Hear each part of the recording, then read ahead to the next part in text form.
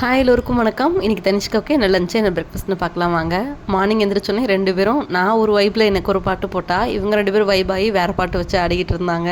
அவங்க அப்பாவும் கூட சேர்ந்து என்கரேஜ் பண்ணிகிட்டு இருந்தார். செம்ம ஸ்டெப்பு போடுற பாப்பா அப்படின்னு சொல்லிட்டு. ஆனால் அவங்க இன்றைக்கி நல்லாவே ஆடலை அப்படின்றது அவருக்கும் தெரியும். தனிஷ்காவுக்கு பிரேக்ஃபாஸ்ட்டு சப்பாத்தி, அதுக்கு வந்து சாலட் மாதிரி நான் ப்ரிப்பேர் பண்ணியிருந்தேன். கர்ட்லேயே வந்து கேரட்டை வந்து சீவி போட்டுட்டு சால்ட்டு கொஞ்சம் சக்கரை மட்டும் ஆட் பண்ணி கொடுத்துட்டேன்.